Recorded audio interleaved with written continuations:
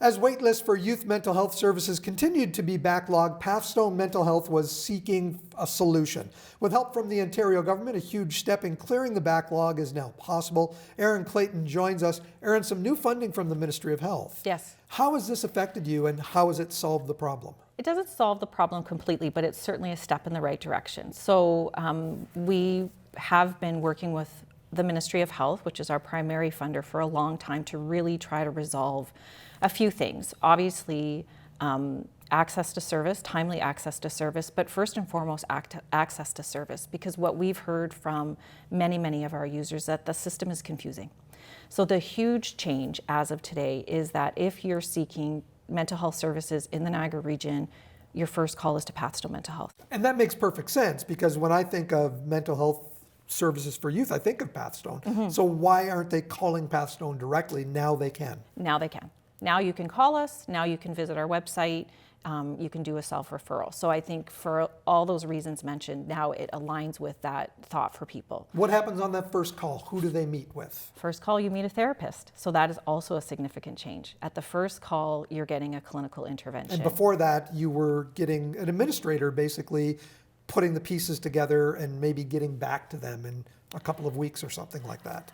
A different kind of service, definitely. And there was definitely a loop back. So it wasn't a direct kind of seamless process. And we really feel like this creates that seamless process, right? Where do I call? I call the place where I want support.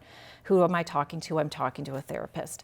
What are the next steps? We're going to work through what are the problems you're trying to resolve. So I think it will make a lot of sense to the children and youth and families in our community, and it certainly makes a lot of sense to us as children mental health providers. That phone call becomes the first step in the intervention process. It is a first intervention. Right. So it's absolutely the beginning of the intervention. And many things can happen. So it may not, if someone is confused about the system, we can answer those questions. We can complete a referral. We can talk about all of our other services that you can use before that are immediately available within the community. Or if you're having a struggle that day, we're going to talk about that. So this is a continued evolution for Pathstone, because I know over the last 3 years or so many positive changes have happened. Mm-hmm. Beyond your headquarters at Branscombe. You have now the location in Welland. Mm-hmm. You also have services available through, not through the entire week, but on different days, the Penn Centre and the Seaway Mall. Our goal is a healthy and well community. So that is what drives us at Pathstone. And we have to change our approach to do that. And part of that was where we were located. So we've really put a concerted effort to be around the region. So as you said, our walk-in clinics are everywhere. And we've moved into the malls. Why? Because that's where kids are. Yeah.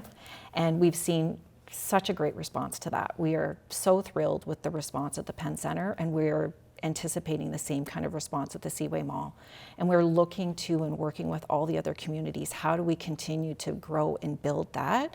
Because access, whether it's about who do I call, how do I get into service, it's, are you present in my community?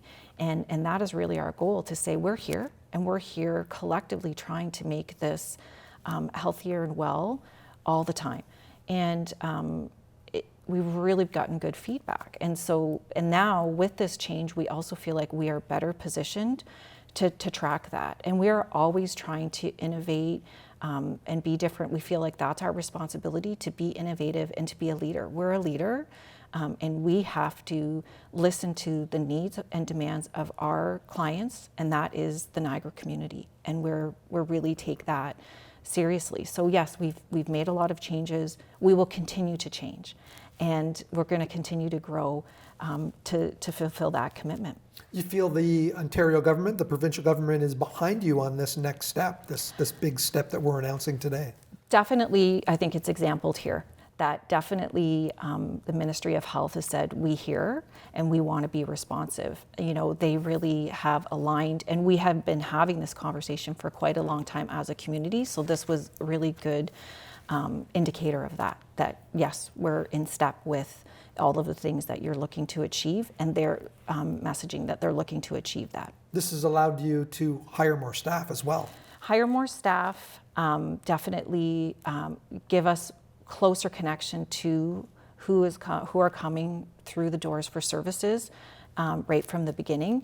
And I think it only serves to increase our understanding both ways.